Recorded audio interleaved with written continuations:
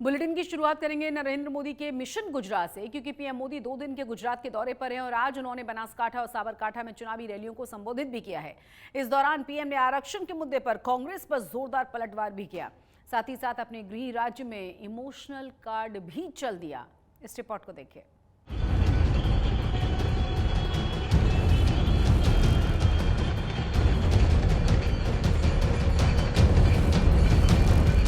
दो चरणों की वोटिंग के बाद बारी है तीसरे चरण की और तीसरे चरण के चुनाव प्रचार में आरक्षण और मजहब वाली सियासी जंग जोर पकड़ चुकी है। मिशन गुजरात पर पहुंचे पीएम मोदी ने बनासकांठा के डीसा में पहली रैली की। पीएम ने यहां आरक्षण खत्म करने वाले कांग्रेस के आरोपों पर जोरदार वार किया। पीएम मोदी ने कहा कि कांग्रेस एसटी, एससी, ओबीसी और पिछड़े वर्ग को मिले आरक्षण में कटौती करके मुस्लिमों को आरक्षण देना चाहती है, लेकिन जब तक मोदी जिंदा है धर्म के आधार पर आरक्षण का बंटवारा नहीं होने देगा। मोदी जब तक जिंदा है मैं तुम्हें कभी भी धर्म के आधार पर आरक्षण का खेल खेलने नहीं दूंगा। आंध्र की वाईएसआरसीपी हमारे एनडीए में नहीं थी, जो हमें समर्थन करते थे। वैसे भी पार्लियामेंट में 5 साल मेरे पास 400 की ताकत तो थी ही, लेकिन न ये पाप करने के लिए हम पैदा हुए हैं, न ही ये पाप करना हमारा रास्ता है। एससी, एसटी, ओबीसी और सामान्य वर्ग के गरीब, उनको जो आरक्षण मिला है संविधान के तहत मिला है, बाबा साहब आंबेडकर के आशीर्वाद से मिला है, उसमें रत्ती भर भी कोई लूट नहीं सकता है। अपने गृह राज्य में चुनाव से पहले पीएम मोदी ने खुद को चाय वाला बताकर इमोशनल कार्ड चला और कांग्रेस के नेता राहुल गांधी पर जोरदार प्रहार किया। तब कांग्रेस ने यही चला, एक चाय वाला क्या करेगा, एक गुज्जू क्या करेगा, ये उसको गुजरात की समझ है, देश की क्या समझ है, ये दाल भात खाओ वाला क्या करेगा, यही चलता था। कांग्रेस की सभा में चाय की कितली लेकर के बेची जाती थी, देखो ये मोदी आया, ये मेरी मजाक उड़ाई जाती थी। लेकिन देश ने उनकी हरकतों को ऐसा जवाब दिया, जो कभी 400 सीट लेकर के बैठते थे वो 40 पर आ गए। कांग्रेस के शहजादे ने गर्व के साथ पूरे मोदी समाज को, पूरे ओबीसी समाज को चोर कह दिया। मोदी क्योंकि गुजरात से है, इसलिए पूरे देश में गुजरातियों के विरुद्ध नफरत फैलाने की एक भी मौका नहीं छोड़ा जा रहा है। ये नहीं रुके, इन्होंने मेरे माता पिता पर भी भला बुरा कहने में पीछे नहीं रहे। बनासकांठा में रैली के बाद पीएम मोदी साबरकांठा पहुंचे और यहां उन्होंने हिम्मतनगर में बड़ी चुनावी रैली को संबोधित किया। कल भी पीएम मोदी गुजरात में रहेंगे और गुजरात में क्लीन स्वीप की हैट्रिक के लिए बीजेपी के पक्ष में माहौल बनाएंगे। आज तक ब्यूरो। गुजरात में कोरोना वैक्सीन को लेकर भी सियासत शुरू हो चुकी है। दरअसल कोविशील्ड वैक्सीन बनाने वाली कंपनी एस्ट्राजेनेका के कोर्ट के कबूलनामे से लोगों के मन में बड़े सवाल हैं। ऐसे में कांग्रेस इसे मुद्दा बनाकर मोदी सरकार पर गंभीर आरोप लगा रही है।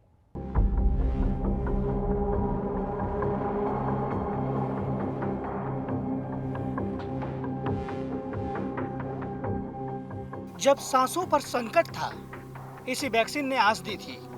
जब महामारी की दहशत थी, यही वैक्सीन उम्मीद बनकर आई थी। वैक्सीन से ही कोरोना के खिलाफ सुरक्षा कवच मिला, लेकिन जिसने जान बचाई, क्या वही वैक्सीन कई लोगों की मौत की वजह बनी या आगे बन सकती है? इन सवालों पर गुजरात में सियासत गर्मा गई है। सबसे पहले आपको बताते हैं कि कोरोना वैक्सीन पर अचानक सियासत क्यों तेज हो गई।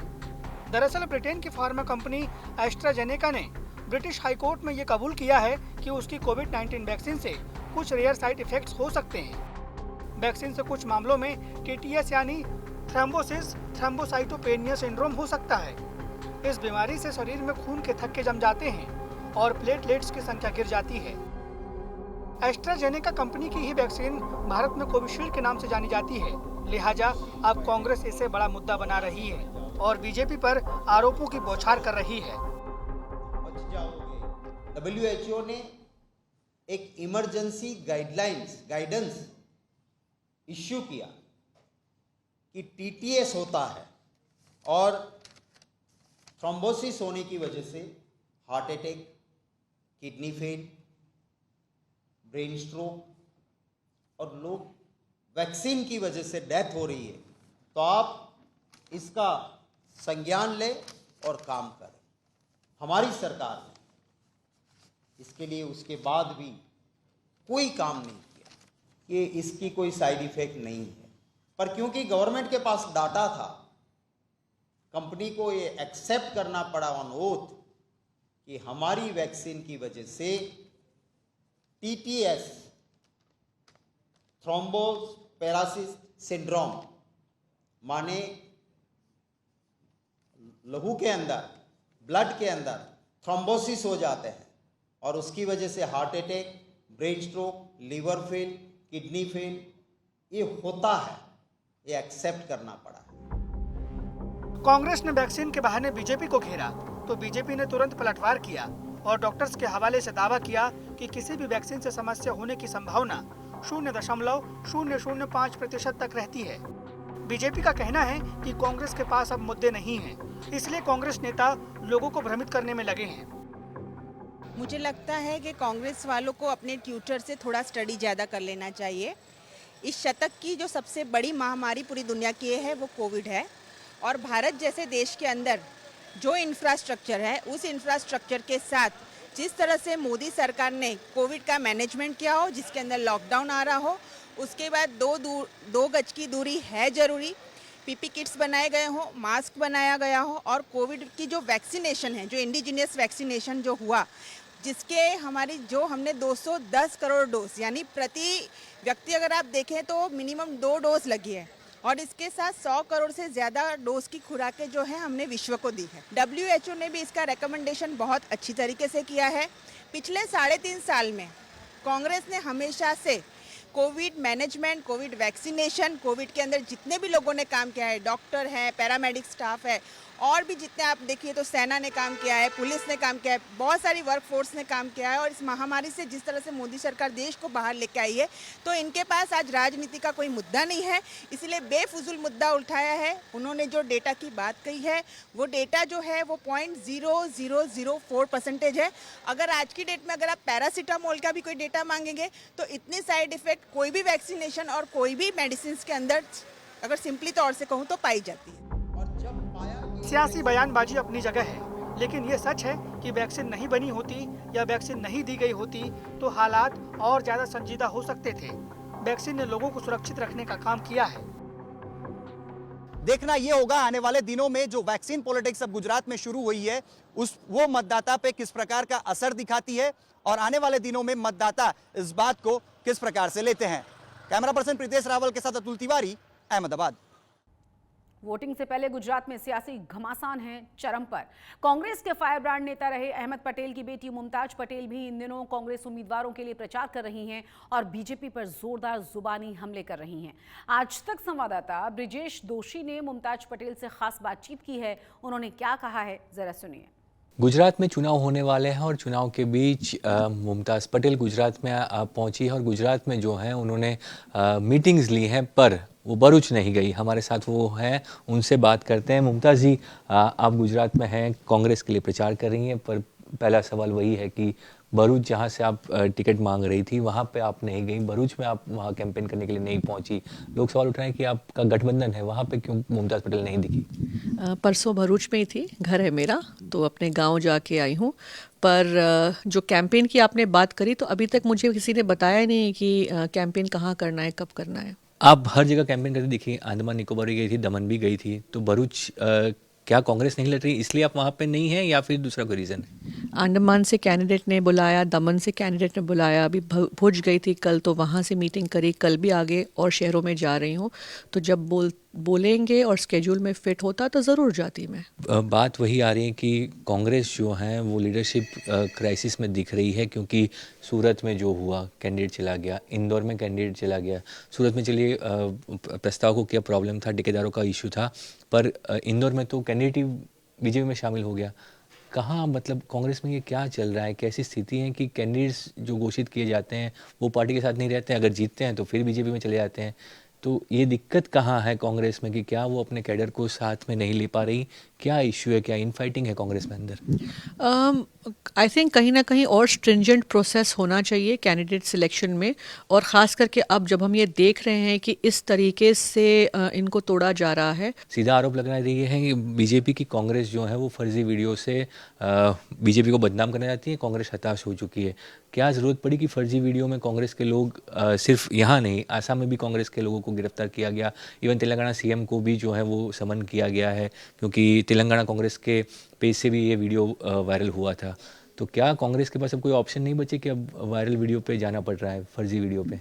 अभी मैंने कहा कि एक उदाहरण सेट कर रहे हैं, जो अभी सूरत में देखा, आपने इंदौर में देखा, तो ये जो प्रेसिडेंट सेट किया है ये तो भाजपा ने किया है। पहले एडिटेड वीडियोस जो हैं, फेक व्हाट्सएप जो हैं, जो व्हाट्सएप यूनिवर्सिटी हम कहते हैं, बिल्कुल गलत है। जो भाजपा ने किया वो भी गलत है, और अगर कोई और पार्टी ये कर रही है तो वो भी गलत है।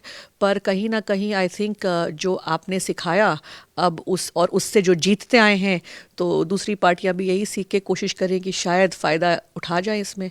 मैं इसमें बिलीव नहीं करती हूँ। मैं हमेशा चाहती हूँ कि सही खबर, सही चीज़ें जनता तक पहुँचे, और कहीं ना कहीं ये फिर से लोकतंत्र में बर्बादी का यही कारण है कि गलत परसेप्शन जो बिल्ड किया जाता है इस तरीके की फेक न्यूज़, फेक वीडियोज़ से, उसी से जो है लोग भटक जाते हैं।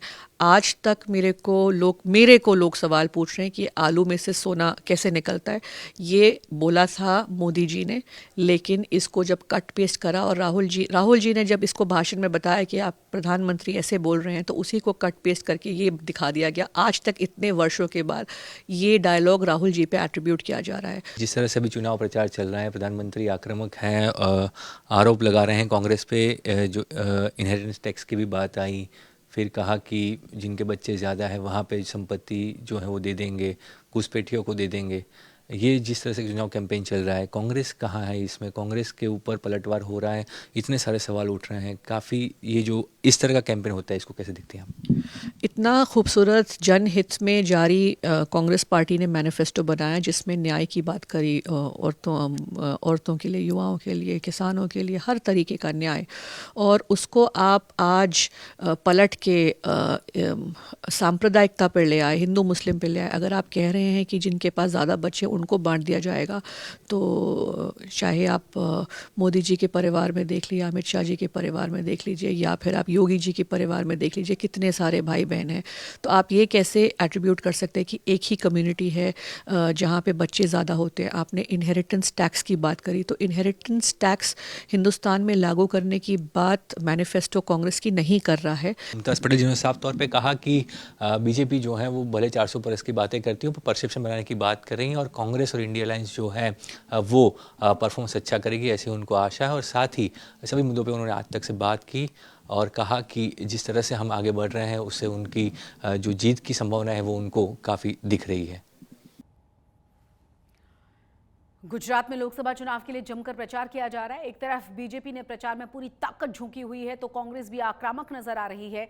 इसी बीच जनता की नब्ज टटोलने के लिए आज तक की टीम पहुंची खेड़ा लोकसभा सीट पर बीजेपी के देवू सिंह चौहान को चौथी बार टिकट दिया गया है, और कांग्रेस के कालू सिंह ढाटी को भी चुनावी मैदान में उतार दिया गया है।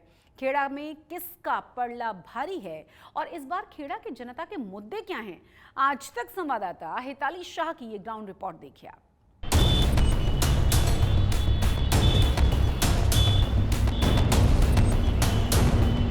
किसी को नौकरी मिली नहीं है, अभी बहुत बेकारी है। मेरे घर में नगर पालिका का पानी आज तक पहुंचा नहीं है। जितने भाजपा के डेवलपमेंट के जो मुद्दे हैं उतने तो उसके प्रत्याशी भी नहीं है। तो मतदाताओं में ध्रुवीकरण बड़े तौर पे हुआ।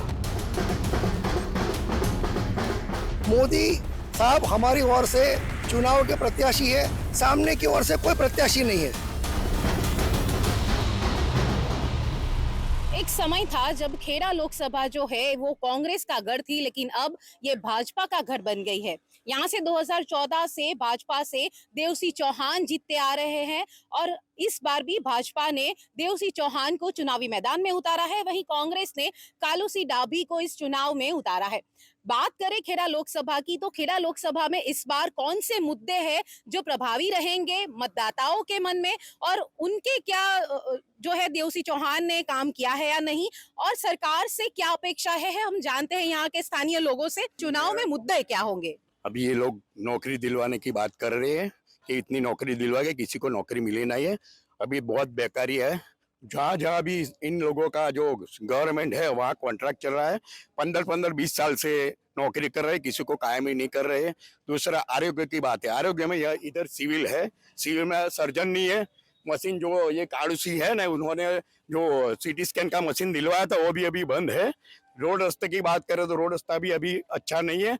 ये सब गलत बोल रहे हैं। दूसरा ये देश का इलेक्ट्रॉन जो बॉन्ड है वो सबसे बड़ा घोटाला है उसमें, और बीप जो लिया है इन लोगों ने वो उसके पास से लिया है। आपका क्या कहना है, जिस तरह से भाजपा लगातार यहाँ पर 2 बार जीतती आ रही है, क्या कहेंगे इसके बाद? जो डेवलपमेंट का जो प्रचार प्रसार है उसके सामने कांग्रेस कुछ उसके सामने कोई मुद्दा ही नहीं है, क्योंकि जितने अभी प्रत्याशी, जितने भाजपा के डेवलपमेंट के जो मुद्दे हैं उतने तो उसके प्रत्याशी भी नहीं है। स्थानीय मुद्दा क्या है इस खेड़ा लोकसभा में? स्थानीय मुद्दे मैडम अभी बहुत है, जैसे कि नडियाद में कोई रोजगार की कोई तक है नहीं। ठीक है, अभी रास्ते की बात करें, रास्ते में बहुत खड्डे हैं, पूरे नडियाद में देखने जाओ तो खड्डे ही खड्डे हैं। और दूसरी बात रोजगार की बात हुई, दूसरी खड्डे की बात हुई। अभी नडियाद में विकास की बात ये लोग कर रहे हैं। अभी बहुत टाइम से मैं देख रहा हूँ, मैं वार्ड नंबर 13 में रह रहा हूँ, मेरे घर में नगर पालिका का पानी आज तक पहुँचा नहीं है। मेरे बगल में फिल्ट्रेशन प्लांट 15 साल से चल रहा है, वो भी पानी अभी तक नडियाद में पहुँचा नहीं है। आप एक युवा है, क्या कहेंगे इस बार के चुनाव के बारे में? आपके क्या मुद्दे रहेंगे इस बार चुनाव में? सबसे पहला जो मुद्दा होना चाहिए वो है बेरोजगारी का। बेरोजगारी भारत में बढ़ रही है अभी। दूसरा जो अभी एक मुद्दा है वो इलेक्ट्रल बॉन्ड का है, राइट। लल्लन टॉप जैसी अच्छी मीडिया हाउसेस उसको रिपोर्ट कर रही है कि ये जो इलेक्ट्रल बॉन्ड परचेज किए हुए हैं ये बीप बनाने वाली कंपनियों से लिए हुए हैं, राइट। तो ये मतलब ये 2 फेस क्यों है अभी, राइट। तो वो भी एक चीज़ लोग दिमाग में भी रखते हैं। अभी कैसा है कि स्लोली अवेयरनेस हो रही है और लोग इसको सोच रहे हैं कि no this is the point. पहले कांग्रेस का गढ़ था, ये भाजपा में परिवर्तित हो गया, इसके पीछे का कारण आपको क्या लगता है? वैसे ये सारा संसदीय इलाका है वो कांग्रेस का गढ़ था। गुजरात में 2002 जो रायट हुआ साबरमती और गोधरा हत्याकांड के बाद, तो मतदाताओं में ध्रुवीकरण बड़े तौर पे हुआ। उसका नतीजा यहाँ भी देखने को मिला। बात यही है कि यहाँ अयोध्या में राम मंदिर, 370 ऑर्डिनेंस, जम्मू कश्मीर, महिला आरक्षण बिल, ये सब मुद्दे थे। इस मुद्दे में जो अभी सरकार ने किया है, नरेंद्र भाई मोदी ने सरकार ने, तो वो उसके पर, और कांग्रेस की बात करें तो वो अपने वजूद के लिए लड़ रही है, उनका वजूद ही खो गया है। कांग्रेस को भी खेड़ा में देखे तो अस्तित्व की लड़ाई चल रही है, क्या कहेंगे युवा है, कैसे देख रहे हैं इस चुनाव को? लोकसभा की जो इलेक्शन है वो सब राष्ट्रीय मुद्दे पे ही होती है, पर यहाँ पे सब लोकल है। तो उन्होंने बात की इधर के डेवलपमेंट की, साहब ने बोला सिविल हॉस्पिटल का, तो मैं वो बात करना चाहता हूँ कि इतने सारे मरीज इधर इलाज करवाते, हमको सिविल का दूसरा फेस अभी डेवलप करना पड़ता है। अभी दूसरा फेस अभी शुरू हो गया है, तो कितने सारे मरीज इधर इलाज करते होंगे आप समझो। दूसरी बात वो साहब ने रोड की करी कि 13 नंबर में वो रह रहे वार्ड नंबर में, तो साहब हमारे पूर्वज कह रहे थे, हमारे दादाजी, कि यहाँ पे बारिश गिरती थी तो घुटने तक पानी 6-6 दिन तक रहता था, अभी 24 घंटे में उसका इलाज हो जाता है।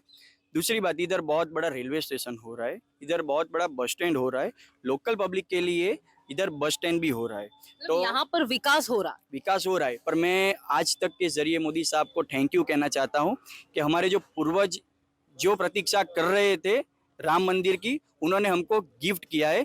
तो हम ये कहना चाहते कि मोदी साहब अब हमको कुछ नहीं चाहिए, पर जब तक हम है तब तक हमको सिर्फ भाजपा ही चाहिए। पब्लिक का जो है वो महंगाई है मुद्दा है, रोजगार मुद्दा है, लेकिन साथ ही स्थानीय लोग कहते हैं कि इस बार के चुनाव में नरेंद्र मोदी है जिनको देखकर हम इस बार वोट देंगे।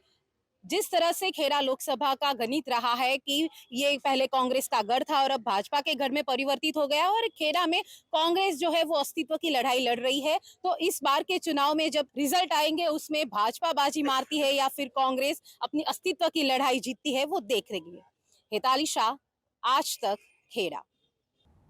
यहाँ वक्त एक छोटे से ब्रेक का। ब्रेक के बाद आपको दिखाएंगे चुनाव आयोग ने आणंद में 1000 दीप जलाकर कैसे दिया है मतदान का संदेश। लोकसभा चुनाव के लिए 2 चरणों की वोटिंग हो चुकी है। तीसरे चरण में 7 मई को वोट डाले जाएंगे और इसी दिन गुजरात में भी सभी सीटों पर मतदान होना है। ऐसे में चुनाव आयोग की ओर से शहर शहर वोट अवेयरनेस ड्राइव के जरिए लोगों के लिए वोट देने के लिए जागरूक किया जा रहा है। इसी के तहत आणंद में 1000 दीप जलाकर अनोखे तरीके से लोगों को वोट करने के लिए प्रेरित किया गया है। आणंद के पुलिस परेड ग्राउंड में 1000 दीपक जलाए गए और आनंद करेगा वोटिंग का संदेश दिया गया, ताकि लोग ज्यादा से ज्यादा तादाद में वोट करें और लोकतंत्र में हिस्सा लें। आज तक गुजरात के स्पेशल बुलेटिन में आज के लिए बस इतना ही, लेकिन देश और दुनिया की तमाम बड़ी और अहम खबरों के लिए आप देखते रहिए आज तक।